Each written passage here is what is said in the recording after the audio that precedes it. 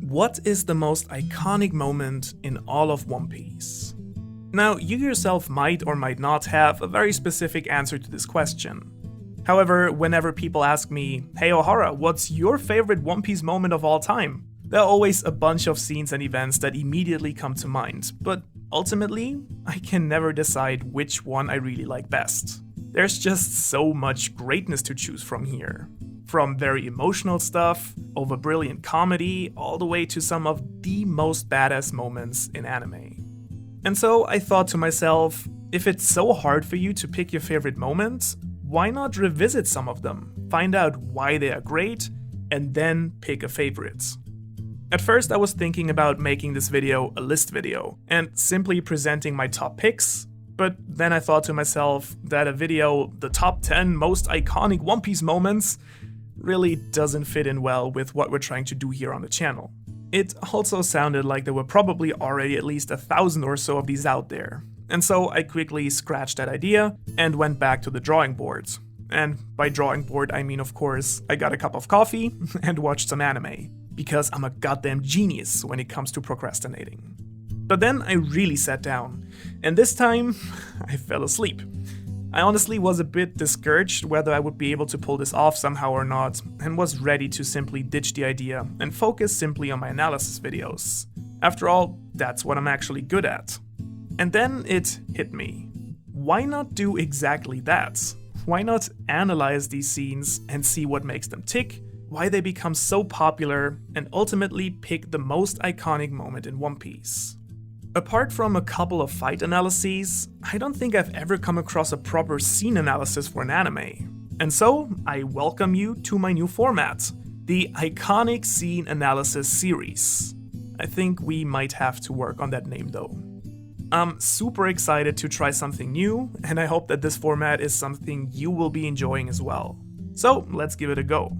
To break down every scene, we will be looking at things like theme, composition, framing, body language, dialogue, symbolism, music and voice acting in the anime, the role the scene plays in the overarching storyline, and much, much more.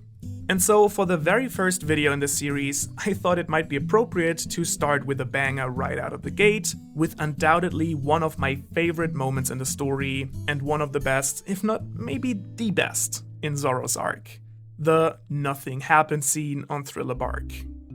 The scene takes place shortly after the Straw Hats' united effort to defeat Moria and his gigantuous zombie ores, and stretches from chapter 483 to chapter 486, and in the anime it's episode 377 I think, in case you want to follow along.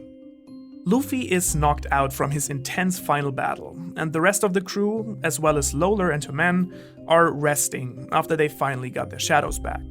However, right when they have defeated one of the 𝚑𝚑𝚑𝚑𝚑, Kuma suddenly appears on the island. He's been tasked to inform Moria of Blackbeard replacing Crocodile, of Ace having been captured, and of the potential conflict with the Whitebeard pirates. However, upon reporting that Moria has been defeated by Luffy, Kuma receives new orders to capture the crew and kill all remaining witnesses, so no word of Moria's defeat can leak into the world to ruin the reputation of the warlords even more.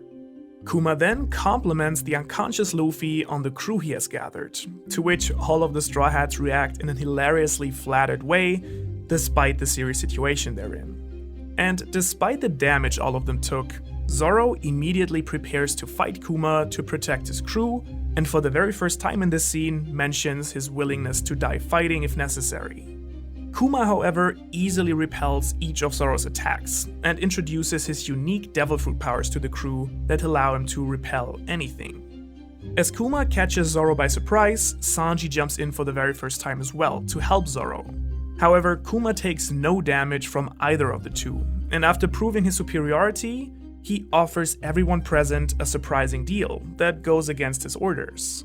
He will let everyone present on the island live, in exchange for Luffy's life. But without so much as a second thought, all of the Straw Hats, as well as 𝚻𝚘 and 𝚻𝚘𝚘𝚑, refuse and stand between Kuma and Luffy. As a result, Kuma takes out everyone gathered there with an enormous shockwave and approaches Luffy on his own. However, before he reaches him, Zoro, who seems to be the last one standing, stands in his way once again. This time, he actually manages to inflict some damage to the warlord, only to find out that he's indeed a cyborg developed by Dr. Vegapunk, and Kuma reveals the secret government project of the Pacifista. Having witnessed Kuma's true strength, Zoro realizes that there is no way he can actually win this fight in his condition, and he bows down to offer Kuma his life instead of Luffy's, bargaining his ambition to become the greatest swordsman. Before Kuma can react, however, Sanji, who seems to be on the brink of losing consciousness, steps in, prepared to in turn now give his life to save both Zoro's and Luffy's dream. Zoro has made up his mind though, and acknowledging Sanji's gesture, he knocks him out with his sword. Kuma then proposes another trial for Zoro. Using the powers of his devil fruit, he expels all of Luffy's pain and fatigue, and gives a portion of it to Zoro, telling him that taking in all of it would kill him. Zoro, however, takes in all of Luffy's pain without so much as a second thought. Kuma then acknowledges Luffy's crew and leaves the island.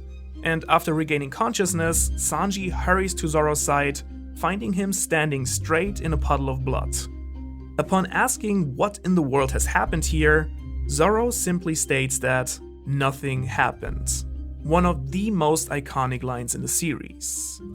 A bit later, Luffy is shown miraculously back at full strength, while Chopper states that the now unconscious and treated Zoro only closely escaped death. Finally, Sanji stops two of Lola's men sharing what has happened to not diminish Zoro's sacrifice. So, next to the obviously fantastic plot in here, what makes this scene so damn good? How did it become one of the most memorable moments for Zoro? Well, the first thing we should look at is how this scene fits in with the overall story and what purpose it serves. This epilogue scene with Kuma on Thriller Bark, to me, seems to have four major implications for the plot of One Piece.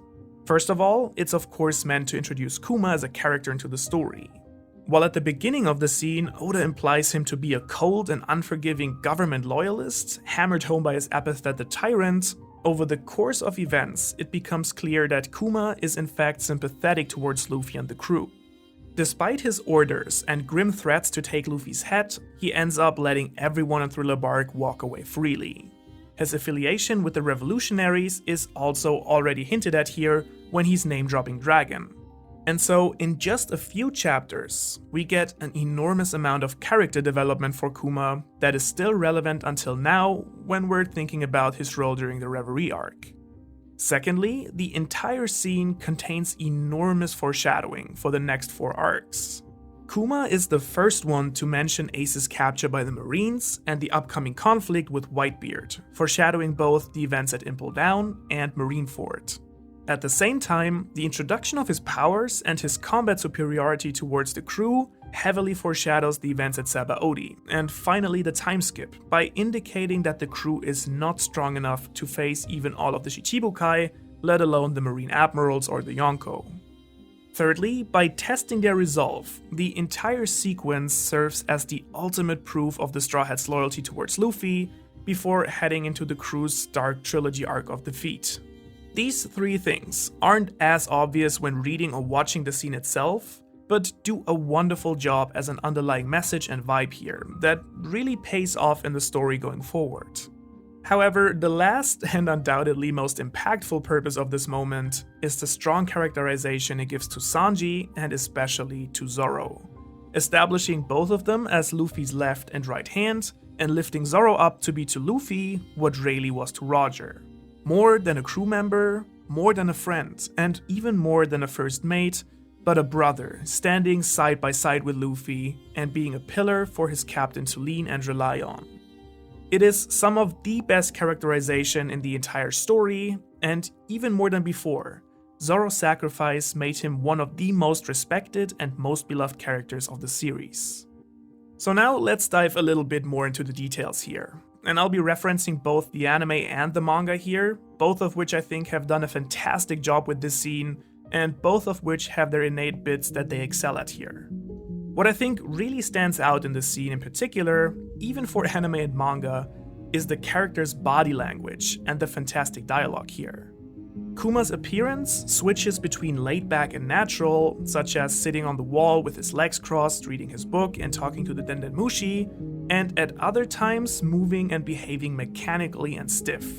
The same goes for his lines, that alternate between robotic, very simple sentences and words on the one hand, and quite eloquent and intelligent lines on the other that hint at a smart and compassionate person.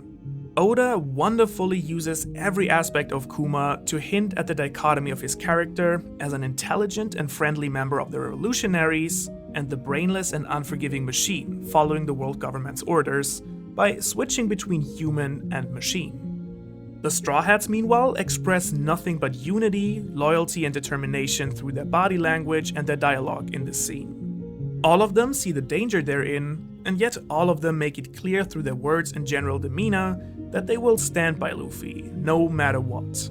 Especially Zoro and Sanji leave absolutely no doubt that they see each other as Luffy's representation to protect the crew and uphold his determined and unwavering will in his stead.